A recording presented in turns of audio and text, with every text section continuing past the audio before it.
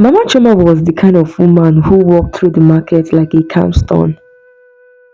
Quiet, slow, but impossible to ignore. She didn't shout prices. She didn't chase customers. She didn't call people the way other sellers did. She didn't need to, but people came to her on their own as if there's something unseen that was pulling them. Her store was always full. Her goods always finished before noon. Her name traveled through the market like a whisper. Some said it was her eyes, that it could reach your soul. Some said it was her smile, that it was so soft, so sweet, too perfect to be ordinary. Men tried to win her attention, even though she's married. Women begged for her business secrets, but Mwachoma gave no advice. No tip, no explanation, not at all at all. And in every market there's this one person, that one seller that everybody seems to rush to. And wait the market, that person was Mama Choma. She doesn't need to disturb herself shouting prices or calling people, chasing customers or begging attention. People flock to her. She sells fruit and her mangoes glow like gold. Her oranges smell like heaven. Her watermelons look like paradise on a table. Hmm. If 5 people walk into the market, 3 ended up at her store. And if 10 people entered, 8 rushed to her. Nobody questioned her. Nobody understood.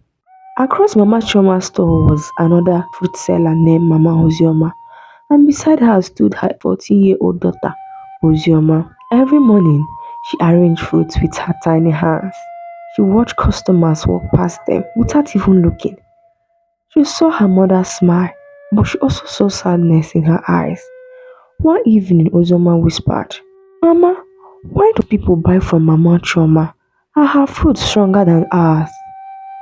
Her mom looked at her and said, "My child, some things are not ordinary, but one day you understand." Uzoma didn't know those words carried a warning wrapped in shadows. The next day, something strange happened. A young man bought bananas from Mama Choma. He smiled happily and walked away, but then he stopped. His smile disappeared. His eyes became empty, black, cold. Then he turned slowly, like something was pulling him. He walked back to the store and bought more fruit. Then, in a voice that didn't sound like his own, he whispered, "I will come back tomorrow." Ozoma froze. Her heart beat fast. Something was wrong. Very wrong. But nobody else saw it. Only her. That night, Ozoma could not sleep. Something called her. A whisper, a pull, something unseen. Then she took her lantern and tiptoed into the silent market. When she went to the market, everywhere was silent except Mama Choma's store. She saw a strange blue light leaked from inside. Osioma's leg trembled, but curiosity pushed her closer. Then, through a crack in the wooden wall, she peeped, and what she saw froze her heart. She saw Mama Choma standing and surrounded by fruits. Then a black pot boiled without fire, and a calabash was filled with black water sat beside it, and rising from the pot was a smoke hand, long, dark, alive. Then Mama Choma whispered, "Bind their hearts, blind their eyes, tie their feet to my store, let them return, always return." And the smoke hand rumbled, "It is done." Ozema dropped her lantern. She covered her mouth to stop a scream. Then she ran with tears, fear. The next morning, Ozema was quiet, very quiet. She watched customers rush again to Mama Choma's store. She watched money flow like water. But she also saw something nobody else saw. Mama Choma looked weaker. Her eyes were always red. Her hands shook. Her smile was forced. Then Ozema realized something terrible, which was Mama Choma was a prisoner of her own charm, a prisoner of something darker than greed. Every fruit she sold took away a piece of her soul, and every customer she bound added another chain to her life. Uzoma felt fear and a strange pity. She wanted to speak, she wanted to scream, but who would believe a child? Something happened one day. It was a Wednesday afternoon. Clouds gathered, the sky grew dark. A strong wind began to blow through the market. Tables were shaking, umbrellas were flying around, people screamed, and then Mama Choma's black pot rolled out. It hit the ground, cracked open, and exploded into black smoke. The smoke hand rose, darker, bigger, and angry. People fell to the ground, some fainted, some froze in fear. Mama Choma screamed, "Leave me alone! I am tired! I don't want this life anymore!" The smoke hand laughed. "You wanted customers, you wanted fame, you wanted riches, now you must pay." He turned towards the crowd.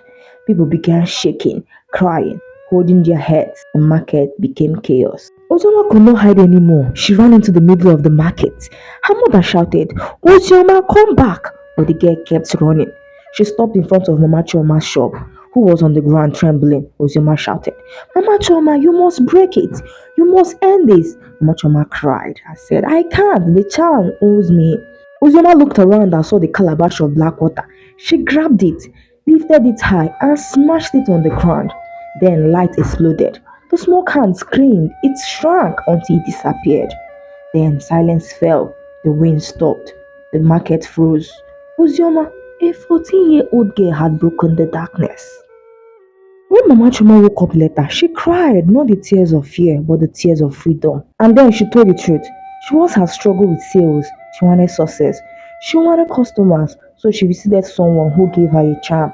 But the charm took more than it gave. Demanded her peace, her strength, and her life. She said, "I gained customers, but I lost myself." The village forgave her. But they learned a lesson. Not every seller with many customers is blessed. Some use dark powers to pull people. Some tie customers spiritually. Some shine on the outside but rot on the inside. From that day, the villagers prayed before buying. They stopped rushing blindly to famous sellers. They listened to their spirit before choosing where to spend their money. Ozioma became known as the girl who saved the Wete market. And she always said, "Not everything that shines is good. Be careful who you buy from. Be careful who you follow. Some smiles hide darkness." Thank you for watching this emotional and powerful story. Remember, in life, not every success is clean. Not every crowd is safe. Not every person who attracts many persons is pure. Stay wise, stay prayerful, stay alert. If you want more stories like this, don't forget to like, share, comment, and subscribe. Until next time, stay safe and stay blessed. Bye.